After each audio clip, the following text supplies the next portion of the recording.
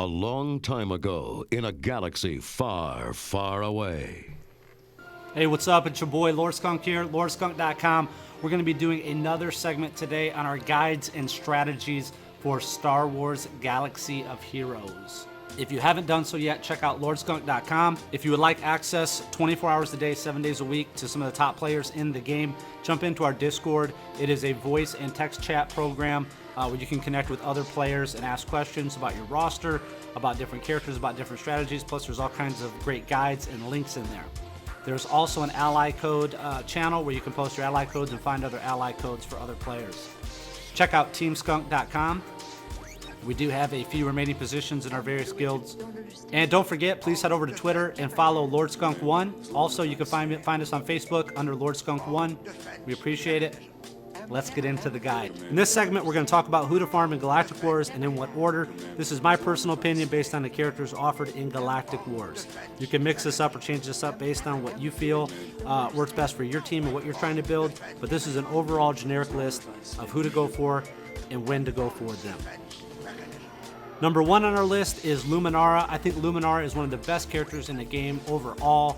She just brings a lot to the table if you're trying to do the Yoda event, if you're trying to complete Galactic Wars. She can help you out in raids, and she can help you out in the light side battles and Cantina. So there's a lot that she brings. I think she should be your first character that you go for, regardless of what your strategy is. Just get her to 7-star, be done, get her geared up, and she'll help you out. Number 2 character to go for in Galactic Wars would be Captain Phasma. She can be good on a first order team or not a first order team. She brings a lot to the table. She can be a leader or not a leader. There's just good synergies that she brings and good abilities that she brings to the game. Number 3 on our list of characters who to farm in Galactic Wars will be IG-86. Unless you're going droid, then he should be the number 2 on your list. But 86 brings some great stuff to the table, even if you're not going primarily droid. You know, he brings synergies in the fact that he can use assist. He brings some good damage.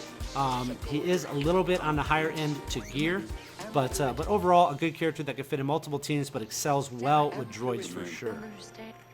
Number 4 on our list is Pogo the Lesser. Unless you're going droid, then he should bump up to number 3. But Pogo brings great synergies with droids and Geonosian as well, but he's also just a good character overall to have on your team. Now, it's kind of redundant. I see a lot of people run Pogo and Qui-Gon Jinn. They kind of fill a similar role, so I wouldn't put those two together. But Pogo can fit in on other teams elsewhere if you don't have a Qui-Gon Jinn. Number 5 on our list is Tebow. He's definitely making his way up. He's becoming more viable now as people start to use him more. His leadership is great. He can help you out a ton, especially with the full Ewok synergy with him as lead, and then put in a 5th non-Ewok character to help out the team. So if you're running all Ewoks with Tebow as lead, it'll help with turn meter. And plus with the stealth, it just makes it really annoying. He can be viable outside of Ewoks as well. He can be on another team. He can even lead other teams that aren't Ewok specific. So Tebow comes in at number 5. Coming at number 6 is Tuscan Raider. Tuscan Raider has gotten some love lately by the community. You know, he does bring an assist, synergy, so he can do some pretty good damage. He doesn't have to just be with other Tuscans. He can go in outside Tuscan teams. He's a little bit higher to gear as compared to like a Geo or a Qui-Gon Jinn, who are also assist-type characters. He is about almost double what it costs to gear them, but he does bring some great stuff to the table. He is an option to go for. All right, coming at number 7, which people could argue could maybe be a little bit higher on the list, is Resistance Pilot. I just haven't seen it. I fought Resistance Pilot. Resistance Pilot is more of an annoyance, I think, than anything else. It's not game changing, but some people really like Resistance Pilot. You know, she brings some stuff to the table. It's pretty good. She's very expensive to gear at 1,060 purples, but not a bad character. I think definitely deserves to be in the top 10 of this list. Coming at number 8 is Magma Trooper. Magma Trooper was a newer character they released a few months back. Not a lot of people have him at 7-star, at least that I've seen, especially used in Arena. But I think Magma Trooper has a place somewhere in there. It is an Empire character, so it does add another Empire character to the synergies if you want to build an Empire team. There is some good stuff with some AoEs. Could go in an AoE team. There's some options there with Magma Trooper. Coming in at number 9, Dashka, the Jawa.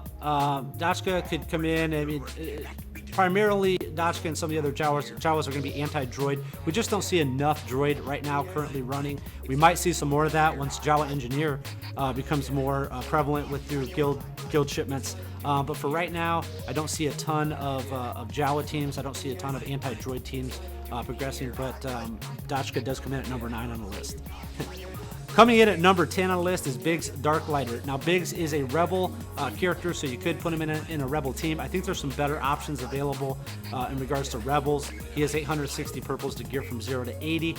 He brings some alright stuff to the table. I just think that you got Hoth Rebel Scout. If you have access to Leia, you can put in quite a few other characters that could fill that role. But if you need that person and you want it to be Biggs, there you go. Go ahead and put Biggs in. Okay, and finalizing our list is Nightsister Initiate. Nightsister Initiate is very costly to gear, 1,010 purples from 0 to 80. Does have some alright health, speed's mediocre, I'd say mid-range speed. Overall, unless you're running a Nightsister team, I just don't see a super need for. I think there's other characters out there that would be better to go for, but that is our top list for who to farm in what order in Galactic Wars. So just to recap, number 1, Luminara. Number 2, Captain Phasma. Number 3, 86. Number 4, Pogo. Number 5, Tebow. Number 6, Tuscan Raider. Number 7, Resistance Pilot. Number 8, Magma Trooper. Number 9, Dashka. Number 10, Biggs. And number 11, Nightsister. Now, I will note, keep in mind that the top 5 are going to be your most important ones to go for.